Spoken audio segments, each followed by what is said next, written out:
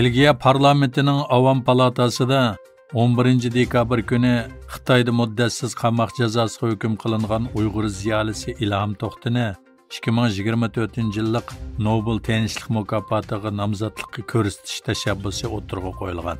Mazkur tashabbus İlham To'xtining qizi Javvar İlham, Belgiya parlament a'zosi Samuel Kogulati, Berusil Hurriyet Universiteti Xitoy tadqiqot institutining professori Vanessa Framingoli va İlham To'xtini qo'llash guruhining mas'uli Anvarjon Apandi qatorliq shaxslar tomonidan o'tirg'a qo'yilgan.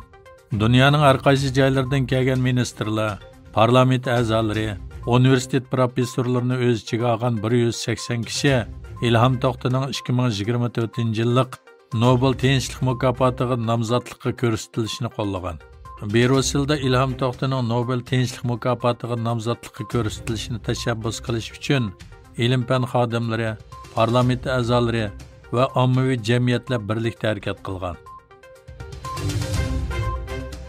Amerikaning Xitoyda turishlik bosh elchisi Nikolas Bornis 10 dekabr Dunyo kishilik huquq kuni munosabati bilan bayonot e'lon qilib, Xitoyning Uyg'ur va boshqa oz sonli millatlarga davomlashtirayotgan irqiy qirg'inchiligi va insoniyatga qarshi jinoyatlarga qarshi turadiganligini bildirgan.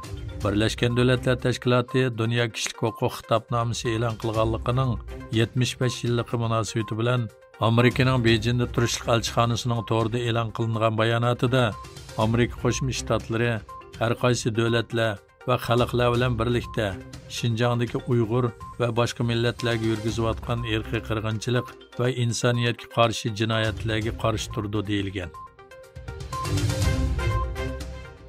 Amerika bilan Xitoy o'rtasida yaqinqi 10 yildan buyon yer shari o'zak bozorida hukmronlik qilish uchun iqtisodiy urush elib berayotgan bir paytda yangi krizis yuz bergan bo'lib, krizisning sababi Xitoydan import qilingan samsoq bo'lgan.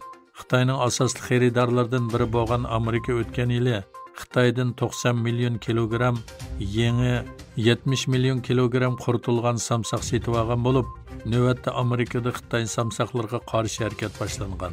Cumhuriyetçiler Partiyasining Kengash palata a'zosi Rex Scott Amerikada Savdo ministrligiga sungan arz xatida Xitoy samsoqlarining davlat bexatarligi masalasi ekanligini ta'kidlab, hukumatning mahsulotlarni tekshirishni talab qilgan.